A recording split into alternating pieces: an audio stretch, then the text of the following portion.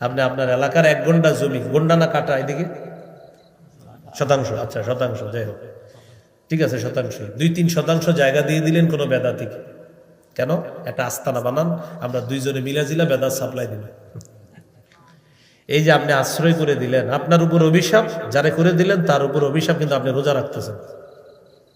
কিন্তু কোনো বেদাতিকে আপনি আশ্রয় দিলেন, আপনার উপর অভিশাপ। শুধু তাই না, এই মিম্বরে যদি কোনো বেদাতিকে বসায়া দেন আর তাকে কথা বলার সুযোগ করে দেন, এখানে কোনো বেদাতিকে বসায়া দিলেন কি জন্য? যে সে কিছুক্ষণ আমাদের কিনে নাচবে গাইবে টাইবে, এই নিয়তে বসায়া দিলেন। যারা যারা আয়োজন করছেন সবগুলোর উপর আল্লাহর অভিশাপ। ওয়ালা'নাল্লাহু মান গায়্যারা মানারাল আরদ, যে ব্যক্তি জমিনের আইল পরিবর্তন করে, জমিনের নিশানা পরিবর্তন করে, তার উপর আল্লাহর অভিশাপ। খাম্বা ছিল এখানে, হাজী সাহেব রোজাও রাখছে, খাম্বা কোথায় এখানে? হঠাৎ খাম্বা এখানে চলে এসেছে। হাজী সাহেব খবর কি, খাম্বাটা এখানে আসলো কেন? তো বলতেছে টেনশন করেন না, তো খাম্বা এখানে আসলো কেন? পাওয়ারে আসছি। কিসে আছি? পাওয়ারে। কতক্ষণ? যতক্ষণ আছে এখানে থাকবে। তো চলে যাবে কখন? পাওয়ার গেলে আবার এখানে এসো। ওয়ালা'নাল্লাহু মান গায়্যারা মানারাল আরদ, জমিনের নিশানা যে পরিবর্তন করে, রোজা রাখতেছে, হজ করতেছে, যাকাত দিতেছে, কানে কানে বলে দিবেন অভিশাপ হচ্ছে। এগুলো অভিশপ্ত কাজ না করা, আল্লাহ হেফাজত করে।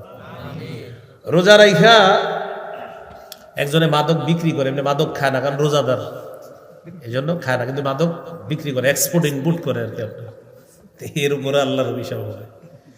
আবু দাউদের হাদিস, 3474 নম্বর হাদিস, ক্বালা রাসূলুল্লাহ সাল্লাল্লাহু আলাইহি ওয়াসাল্লাম লা'নাল্লাহুল খামরা, মদের উপর আল্লাহর অভিশাপ। মদের উপর আল্লাহর অভিশাপ। এখন মদের আবার বিভিন্ন নাম আছে, ইয়াবা, বাবা, গাঁজা, হিরোইন, ফেন্সিডিল, আফিম, কানাডা ড্রাই, মাস্তুদ, শ্যাম্পেন, ডাইল, বিয়ার ইত্যাদি, ভ্যান গাড়ির চিপা চুপা ইত্যাদি যা হচ্ছে আর কি সব। তো এই হলো আপনার মদের নাম। একজন আরেকজনের জিজ্ঞাসা, হুজুরে জানলো কেমনে? মনে হয় বিষয়টা এমন না, বিষয়টা হলো, আমি তো কম বলছি, আমার একটা বয়ান আছে মাদক সম্পর্কে, সেখানে মনে 30টার উপরে বলছি। মাদক কিভাবে হয়, কোত্থেকে চাষ হয়, কিভাবে আমদানি রপ্তানি হয়, আলোচনা আছে টোটাল ওখানে। তো এইগুলা মদের নাম পাল্টায় দেয় মানুষ, নাম দেয় বিয়ার কিন্তু মদ, নাম দিবে ভিন্ন কিন্তু মাদক। আর মানুষ যে মদের নাম পাল্টায় দিবে, এটাও আমাদের নবী বলে গেছেন। কত সত্যবাদী আমাদের নবী, সুবহানাল্লাহ। ইবনে মাজার 4020 নম্বর হাদিস, ক্বালা রাসূলুল্লাহ সাল্লাল্লাহু আলাইহি ওয়াসাল্লাম লা ইয়াশরাবান্না নাসুম মিন উম্মতি আল খামরা ইউসাম্মুনাহা বিগাইরি ইসমিহা, নবীজি বলেন আমার উম্মতের একদল মাদক সেবন করবে, মদের নামটা তারা পাল্টায়া দিবে, মাদক সেবন করবে, নামটা পাল্টায়া দিবে। ইউযাফু আলা রুউসিহিম বিল কাইনাতি ওয়াল মুগান্নিয়াত, তাদের মাথার উপর নায়িকা গায়িকারা নাচানাচি করবে, গান বাজতে থাকবে, আর তালে তালা তারা মদ পান করতে থাকবে। হাদিসে 3টি কথা বললেন, এক দিক দিয়ে মদ পান চলতে থাকবে, আরেক দিক দিয়ে বাদ্যযন্ত্র বাজতে থাকবে, আরেক দিক দিয়ে নর্তকী নায়িকারা নাচানাচি করবে। নবী বলছেন এটা হবে। বলেন কবে হবে? তো নামটা কি করবে? পাল্টায় দিবে। তো এই যে নাম পাল্টায় দিচ্ছে, মানে মদ বললে এটা যে শরমের ব্যাপার, ওই যারা জিজ্ঞেস করবেন মাদকের সাথে জড়িয়ে আছে, ও শরম পায়, ভাই আপনি কি করেন? না আমি তো মদ না, ওইটা তো আপনার ওই যে ফেন্সি ডিল, মানে ওইটা শরম, ও শরম পায়। আমাদের নবী তো বলছে মাদকের নাম পাল্টায় দিবে। আবু দাউদের হাদিস শোনাচ্ছিলাম, লা'নাল্লাহুল খামরা, মদের উপর আল্লাহর অভিশাপ। ওয়া শারিবাহা, মাদক যে সেবন করে তার উপর আল্লাহর অভিশাপ। ওয়া সাকিয়াহা, মাদক যে পরিবেশন করে তার উপর আল্লাহর অভিশাপ। আপনাদের অনেক সন্তান আত্মীয় স্বজন ইউরোপ কান্ট্রিতে থাকে, তো হালাল উপার্জন আছে, আবার হতে পারে তাদের এমন কোনো কাজ আছে যে কাজে আবার মদ পরিবেশন করতে হয়। বলবেন এই অংশ কাজ করবে না, ও এমনি নিজে মদ পান করে না, কিন্তু মদ পরিবেশন করা লাগে, বলবেন এটা করা যাবে না, কারণ এদের উপর আল্লাহর অভিশাপ। 4 নাম্বার, ওয়াবাইআহা, মদ যে বিক্রি করে তার উপর আল্লাহর অভিশাপ। 5 নাম্বার, ওয়ামুবতাআহা, মদ যে ক্রয় করে তার উপর আল্লাহর অভিশাপ। হাতে তাসবিহ আছে, মনে করেন ভালো মানুষ, এরকম মাইকে 2-3 মিনিটের বক্তব্য দেওয়ার সুযোগ নেই মাহফিলে এসে, তো বলবে ভাইজান আমরা এই পুরা মুন্সিগঞ্জ এলাকাকে, মুন্সিগঞ্জ তো নাকি, মুন্সিগঞ্জকে মাদক মুক্ত করব। এই জন্য আপনারা যারা আছেন মুরব্বী আর যারা যুবকরা আছো তোমাদের সমর্থন চাইতেছি। তো সবাই কয় ঠিক, পরে খোঁজ নিয়ে দেখা যায় হ্যাঁ এটার সাথে যদি আছে, হ্যাঁ এটা তো সঠিক হলো না বিষয়টা। অথচ উনি সব কাজ ভালো ভালো কাজ করতেছে, কিন্তু আড়ালে এই কাজগুলা চলছে, তো এটা তো সঠিক হলো না। যে মদ বিক্রি করে তার উপর আল্লাহর অভিশাপ। ওয়া মুবতাআহা, যে মদ ক্রয় করে তার উপর আল্লাহর অভিশাপ। 6 নম্বর আসিরাহা, যে মদ পরিশোধন করে, যে মদ উৎপাদন করে তার উপর আল্লাহর অভিশাপ। 7 নম্বর ওয়া মুআতাসিরাহা, যে মদ পরিশোধন করে, এটার নাম দেয় বাংলা মদ বা বিভিন্ন মদ নাম দেয়, তার উপর আল্লাহর অভিশাপ।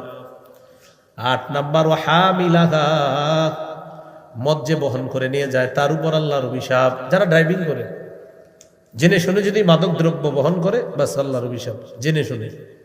9 নম্বর আল মাহমুলাতা ইলাইহি, যার কাছে মদ বহন করে নিয়ে যাওয়া হয় তার উপর আল্লাহর অভিশাপ। বলি না আউযুবিল্লাহ। কষ্টের বিষয় কি জানেন? আমাদের দেশ 90 ভাগের বেশি মুসলমান, এটা আমরা দাবি করি মুখে, সংখ্যা কি বলেন তো, সংখ্যা। এই সংখ্যা নিয়ে আমার দ্বিমত নাই আমার, মানে এটা নিয়ে লম্বা একটা লেখা আছে যে শুধু সংখ্যা, আমরা সংখ্যাতে এগিয়ে আছি। কি 90 ভাগের বেশি মুসলমান আমরা, এটা মানে গর্বের সাথে বলি। এটা যদি বিদেশের কেউ শুনে এরা ভাববে এই দেশে মনে হয় কোনো ধরনের অপকর্ম হয় না, যেখানে 90 ভাগের বেশি মুসলমান, অথচ বেচারা জানেও না এই যে দেশ সবই হয়। হজ করতে যাবেন আপনি, কোথায়? হজে। হজে যাবেন, ওখানে আপনার বিভিন্ন জায়গায় বসাবে প্লেনে ওঠানোর আগে। ঘটনাচক্রে আমারে আমি হজে গেলাম যখন, যেই পাশে বসাইছে বাম পাশে তাকায় দেখি বিশাল বড় মদের বাস। আমাদের 90 ভাগের বেশি মুসলমানের দেশে এয়ারপোর্টে আমরা গর্ব করি বলি কয় পার্সেন্ট মুসলমান, এইখানে যে বিশাল বড়। ঘটনাচক্রে আমার এই জায়গায় বসাইতে হবে কেন, আর আমি কেন দেখলাম? তো এই হলো আপনার চলতেছে। আল্লাহ হেফাজত করে। এই যে আপনার অপরাধগুলা, এখন একজনের রোজা রাখছে, আহ্বানকারী ডাইকে ডাইকে বলতেছে এই ভালো কাজের অন্বেষণকারী সামনে বাড়ো, আর খারাপ কাজ যারা করো থামো থামো। তো উনি রোজা রাখে, লাল কাপড় লাগায় বিরিয়ানি বেচতেছে। উনি রোজা রাখতেছে, উনি দিনের বেলা লাল কাপড়ের আড়ালে রিক্সাওয়ালাদেরকে চা খাওয়াইতেছে, বন খাওয়াইতেছে। তো এই যে কাজটা করতেছেন, একদিক দিয়ে সে রোজাদার, ফেরেশতা ডাইকা বলে আরে থামো, তুমি কি করতেছো এগুলা? তুমি তো সংযত হবা, তুমি তো উল্টা নাফরমানি করতেছো। তুমি সংযত হবা, তুমি নাফরমানি করছো কেন? এই প্রতি রাতে আপনার প্রথম রাত থেকে শুরু হয় এইভাবে আহ্বান করতে থাকে, আহ্বান করতে থাকে, হে কল্যাণ অন্বেষণকারী তুমি আগে বেড়ে যাও, অকল্যাণ অন্বেষণকারী তুমি এবার থামো। উনি রমজানের আগেও যে অপরাধগুলা করতো, রমজান মাসে রোজা রাখতেছে ঠিক, কিন্তু ওই অপরাধ তার চলমান। তো কি হলো? আল্লাহ আমাদেরকে হেফাজত করে। তো বলছিলাম রমজান মাস আগে বেড়ে যাওয়ার মাস, সংযত হওয়ার মাস। রমজান মাস নেকি বহুগুণে বৃদ্ধি পাওয়ার মাস, সওয়াব বহুগুণে বৃদ্ধি পাওয়ার মাস।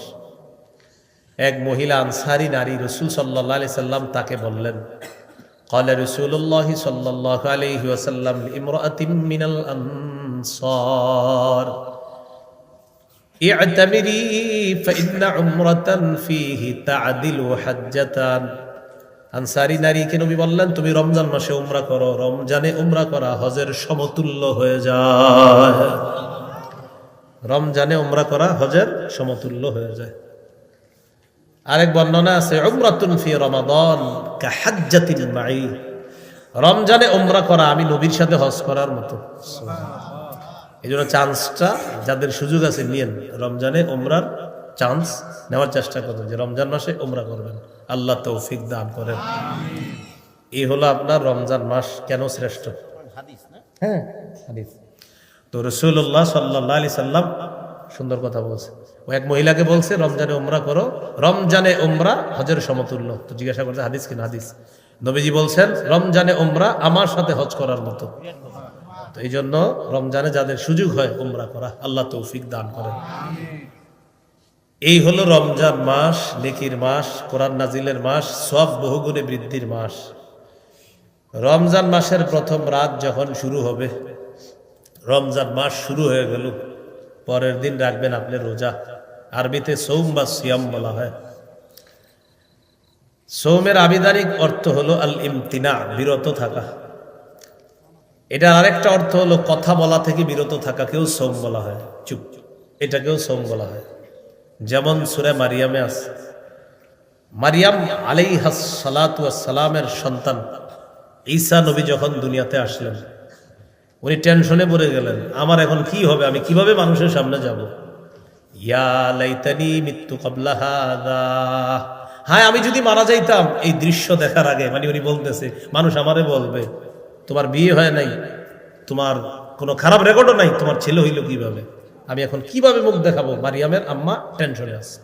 আল্লাহ তাআলা বলে দিলেন فَإِمَّا تَرَيِنَّ مِنَ الْبَشَرِ أَحَدًا فَقُولِي إِنِّي نَذَرْتُ لِلرَّحْمَنِ صَوْمًا فَلَنْ أُكَلِّمَ الْيَوْمَ إِنسِيًّا। ঈসাকে নিয়ে যখন মানুষের সামনে যাবা, যখন কোনো মানুষ দেখবা, তখন তুমি ওই মানুষরা যখন তোমাকে জ্বালাতন করবে তখন বলবা ইন্নী নাযারতু লির-রহমানি সাওমা, আমি রহমানের জন্য কথা না বলার মানত করেছি। ফালান উকাল্লিমাল ইয়াওমা ইনসিয়া, আজ আমি কোনো মানুষের সাথে কিছুতেই কথা বলতে পারবো না। তাহলে সৌমের আরেকটা অর্থ কথা বলা থেকে বিরত থাকা। এই যে উনি বলতেছেন সৌমা, কথা না বলার মানত করেছি আল্লাহর জন্য। আমাদের বাংলাদেশের যদি একটা নিয়ম হইতো এরকম, রোজাদার যারা, এরা খানা থেকেও জিহ্বারে চুপ রাখবে আর কথা বলা থেকেও চুপ থাকবে, হ্যাঁ সুন্দর হইতো। আপনার মানে খানা খায় না ঠিক, কিন্তু এটা দিয়ে যা করে। আপনার জুতা কত রমজানে জিজ্ঞাসা করে, কয় 800। বেড়া আমি তোর বন্ধু মানুষ, আচ্ছা 780 টাকা দে। 750 দিলে হয় না, তুই আমার বন্ধু মানুষ, এই জন্য 780 বলছে। কিনাই আছে এটা 700 টাকা, দোস্ত রমজান মাস বুঝুস না এরকম। পরে কয় হ্যাঁ আল্লাহর কসম কিনা আছে 700 করে, খোঁজ নিয়ে দেখা গেছে 300 করে কিনা। আপনি আল্লাহর কসমটা কেন বললেন? হ্যাঁ, কসম না খাওয়া পর্যন্ত যা কর কইতে না, কসমও খাই লাইছে আবার। একটা মিছা কথা যেটি কইতেছে, আবার কসম খাই ফেলছে, কাফারা নগদ কসম। মানে এটা মানে মুখে বাঁধেও না, বলে ফেলতেছে। দেদার্স সোয়েটার কত 1200, 1100 দিলে হয় না, কিনাই আছে 1050।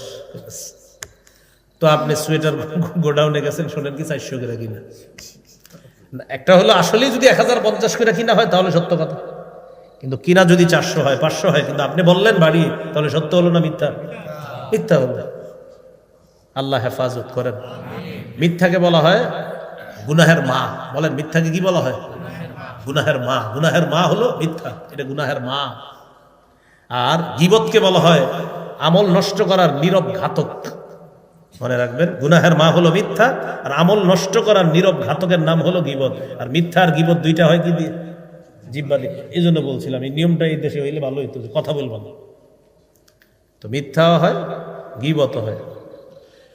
এখন আসেন, নবীজি বলেন রমজান হলো, রমজানের রোজাগুলা হলো জাহান্নাম থেকে বাঁচার ঢাল। যতক্ষণ এই ঢাল ছিদ্র না হবে, রমজানের এই রোজা নামক ঢাল ছিদ্র হয় দুটি অপরাধে, মিথ্যা আর গীবত। তো বলছিলাম মিথ্যা হলো সমস্ত অপরাধের মা, গীবত হলো নীরব ঘাতক, আপনার আমল নষ্ট করার।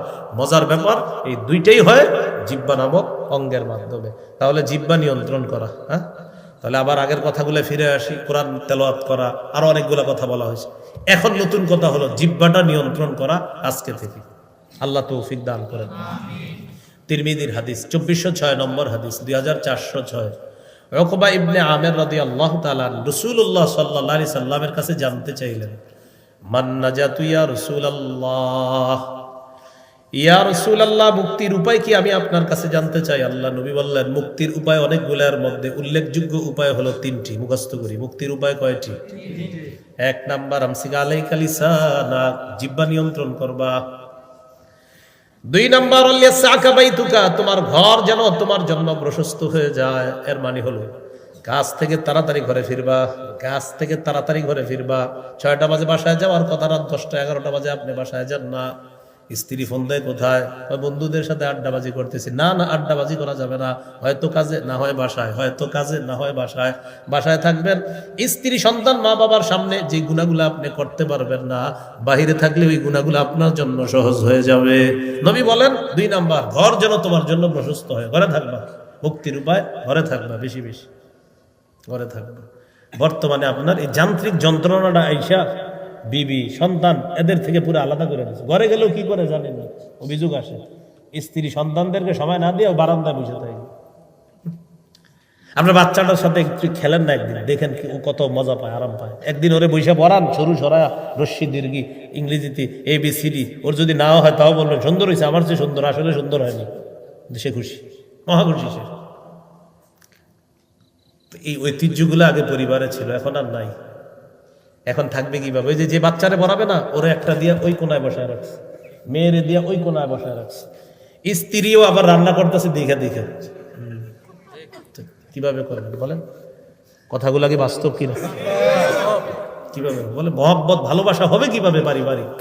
পারিবারিক বন্ধনগুলো কিভাবে হবে? দেখেন বন্ধনটা কোনায় কোনায় চলে গেল, ছেলে এক কোনায়, মেয়ে আর এক কোনায়, স্ত্রীও রান্না করতেছে দেখে দেখে, আপনিও মোবাইল চালাইতেছে। তো আপনি যেটা বন্ধনের মধ্যে ছিলেন, কেন স্ত্রী রান্না করতেছে, তার সাথে গিয়ে আপনি রান্নার কাজে দেখেন, আপনি আলুটা আগায়া দেন, আপনি একটু করেন। হাদিসে আসছে আম্মা জান আয়েশা সিদ্দিকা রাদিয়াল্লাহু তাআলা আনহা বলেন, নবীজি ঘরের কাজে আমাদের সহযোগিতা করতেন। তা আপনি কে হয়ে গেছেন যে আপনি ওই কাজে সহযোগিতা করবেন না? এ হলো আমাদের অবস্থা। পারিবারিক বন্ধনগুলা একদম যান্ত্রিক যন্ত্রণাটা শেষ করে দিচ্ছে। আমি এটার নাম দিয়েছি যান্ত্রিক যন্ত্রণা। হ্যাঁ, যান্ত্রিক যন্ত্রণা। আমসিক আলাইকা লিসানাক, জবান নিয়ন্ত্রণ করো। 2 নাম্বার ওয়ালিয়াসাকা বাইতুকা, তোমার ঘর যেন তোমার জন্য প্রশস্ত হয়, ঘরে থাকবা, স্ত্রীর সামনে থাকবা, মা বাবার সামনে থাকবা, সন্তানের সামনে থাকবা। 3 নাম্বার অবকি আলা খতিআতি, গুনাহের কথা স্মরণ করে বেশি বেশি কান্নাকাটি করবা। 3টা অভ্যাস তুমি ধারণ করে নাও, মুক্তি তোমার জন্য সহজ হয়ে যাবে। তিরমিজির 2407 নম্বর হাদিস। এই হাদিসটি আমি বলি আর কি, পরামর্শ স্বরূপ বলি যে এই হাদিসটি সবাই প্রতিদিন স্মরণ করবেন, পারলে লিখে রেখেন, পকেটে রেখে দিবেন আর দেখবেন। ক্বালা রাসূলুল্লাহ সাল্লাল্লাহু আলাইহি ওয়াসাল্লাম, ইযা আসবাহা ইবনু আদামা ফাইন্নাল আযা কুল্লাহা তুকাফফিরুল লিসান। আদম সন্তান যখন সকালবেলা ঘুম থেকে উঠে, ওঠার পর সমস্ত অঙ্গ প্রত্যঙ্গগুলা জিহ্বারে ডাক দেয়। পা জিহ্বাকে ডাক দেয়, হাত জিহ্বাকে ডাক দেয়, কান চোখ নাক সবাই জিহ্বাকে ডাক দিয়ে বলে ও জিহ্বা।